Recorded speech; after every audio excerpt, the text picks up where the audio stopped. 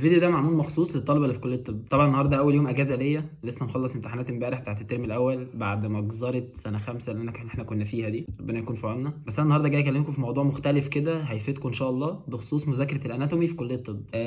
بصوا، انا فاكر اول ما دخلت الكليه في سنه اولى وثانيه وكده كان دايما من المشاكل اللي بتواجهني مش ان انا اذاكر اناتومي، ان انا اشوف مصدر حلو اذاكر منه اناتومي، او اشوف صور حلوه، اشوف فيديوهات حلوه. كنت دايما بقعد ادور على الابلكيشنز مثلا اذاكر منها اناتومي، ودايما بلاقيها محتاجه ان انا ادفع فيها فلوس، ما كنتش بلاقي حاجات فري حلوه كتير اذاكر منها اناتومي. بس انا من يومين ثلاثه كده لقيت ابلكيشن، وصدفه جدا اصلا كنت بدور على حاجه تانية خالص فلقيت الابلكيشن ده وحملته وقلت ايه لما اجرب كده ابص فيه. لقيته حلو جدا، هو للاناتومي بس كل حاجه ليها علاقه بالاناتومي اللي في جسم الانسان من اول ما تدخل سنه اولى لحد ما طول عمرك عادي ممكن تفضل تراجع منه يعني. بس فانا دخلت على الابلكيشن ده وشفت منه كذا حاجه كده، اصلا كنت بذاكر ساعتها حاجات ليها علاقه يعني بالعظام